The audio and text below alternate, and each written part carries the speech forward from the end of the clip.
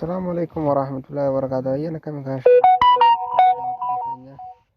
kunoo gaarraan tanaaf walitti deebinee jira nagaa kootii nagayni kan koo kan jaalalaa fi kan kabajaa bakka isin jirtan sana lakkoo isin jecha gaarraan tanaaf gaa barumsa ajaa'ibaa kan baay'ee namatti tolu kan nama gammachiisu tokko qabadhee isin dhiyaadheen jira.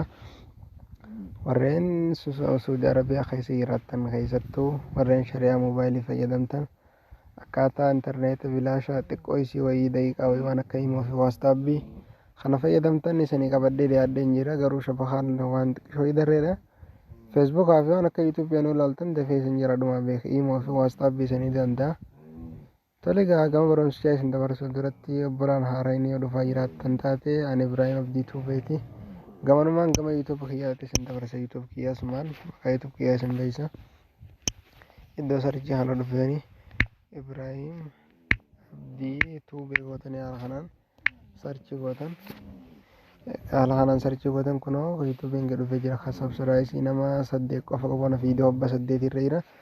Kanaaf keessa dhoytanii viidiyoon barumsaa hedduu jira. Asirraa irraa ilaaluu ni dandeessan. Bilis gaayyeen kabajamtoota daawwattoota keenya xiqqeessii afaan na dura oolaa. Xiqqeessii sooshaal miidiyaa haadhatti ol baanee haaraa silbaanee haasawni sun nuuf haaraa beektee sosodaachaa haasawne. Viidiyoo kana akkuma seentanii laayikii godhuudhaan dura seenaa namoonni hedduun daawwattanii tuma soo laayikii kan isaa baay'irtanii. Anis akkaaniin gaaf viidiyoo barumsa babbareedaa kana caalu qabadhee isin dhiyaadhu yoo isin laayikii na gootanii yaada keessan koomentii alna keessanii bakkaan an ta'u godhana sirreessitan. Inni wal gorfachaa hayaa nuun jabalaa guddifnu nu isin jaa. Akkas gaayyee gama barumsichaa isin dabarsina. Shabahaan kiyya gaamman tana siimii lamaffaan tun zeenidha. Amma siimii lammaffaa irraa tokko fardeefna.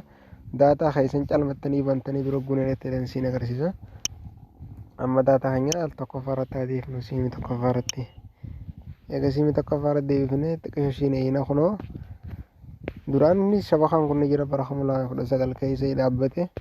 Sun ammoo miseejjii keessa dhiixaniiti gaafa duraa sun warri beeytanii warri hin beekne asumaan ol barnoota gaarii isiniin jecha. Sammanii miseejjii seentanii 1,100 gootanii garaa gadii kanatti neetettanii barreessan qubee habbaa 3 qofa gusa miseejjiin si arga risaalaa san keessa dheessanii hidhachuu turanii. Amma kana gaa kunoo tole gaa egaa kana dhuftanii kunoo ni gartan jee yaada bakkattoo moobaayilii jettoon saayinaa bitan bakka waan akka mallattoo gaafitana.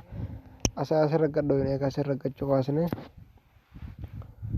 Waliin alaallu gaa shabakaan keessa yoo jabaate dafee isin sarchii godha kiyya shabakaan kiyya laafaadha. Xiqqeessii obsaan eeggatan gaa akkuma shabakaan keessa walirra jabaatee hin dafee isin fida. Toorgiin kiyya laafaadha. Mee hamma inni sarchii nu godhinni waan akka himoo fi kanas seennee haala looni dalagamu hin dalagu waliin kalaallu murteessaadha. Kunoo baay'ee kabajamtootaaf daawwattoota keenya himoo namarra jiru har'a hin jirre naa mul'isaa hin jiru ni gartanii. Himoo lamadaa tanallee haaseenu. Kunoo tanaas namarra jiru har'a hin jirre naa mul'isaa hin jiru. Viidiyoo namni laayikii kennitan. Dalagaan dalagu hin dalagu kunoo. Egaa nama isatti deemne sarchiin godhe moo kunoo haala kanaan eegalu fide 150 jaahonis 500 jaahon 100 GB takka jaa. Kana keessa kan fedha keessanii irra dhaattanii amma anaazame meegaabaayii 100 takka haaratti haadhaadhu. Roitana sarchi godhu sarchi jetteeti. Fiddeeginni haala kanaan fide qubaan qabdanii akkana ol harkiftanii. Bakka irraa jilaa tana qubee baa'uu iyyaa yaattoon irrattanii tanarra gadhoo. Egaa asirra dhooyin ammaa sarchi godhutti dhiyeenya xiqqisho. Barnaamija ofirraa cufee yoo barnaamija kanaaf dalagallee hayyattan taate barnaamijni sariyaasiin irra jiran agartan jee yaada firraan cufaanallee. Kunoo ammaas eeganni haara kanaan ofiitti xumurtanii jirtan amma xumura amma gama harka bitaa han dhiiftanii harka mirgaa kanaa asirra gachuu baasna.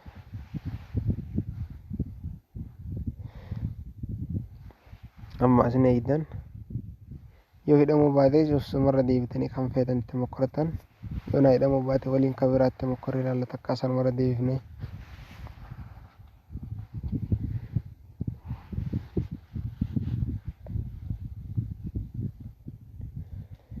Fiidiyoon kiyya gaa dheerate neetwoorkii kiyya anaa wayii laafaadha. Silaa akka kiyyaa fiidiyoon kiyya haa dheeratu barbaadu fiidiyoo gabaabsee amma xiqqaa isin jedhamu. Hayyeen gaa daawwattoota keenya nu hidhamaa hin jiru. Amma asirra deebinee isuma sanatti haa deebifnu. Lafarraa gubbaa kana. Ammaas tanumarraa gadi kana.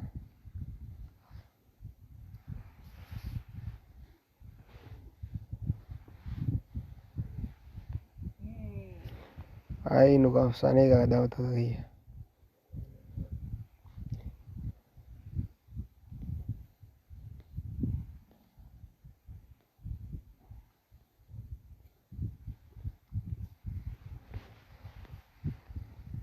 Neetwoorkiin kiyya wayii dadhabalaa fa'aa takka. Hayyee ammaas haa keerratanis. Itti dhohitanii hidhamuu isaaniif as keessaan isin galuu didee himoo fi kana haa seentanii ilaaltan akka inni isin hidhameef hin hidhamin.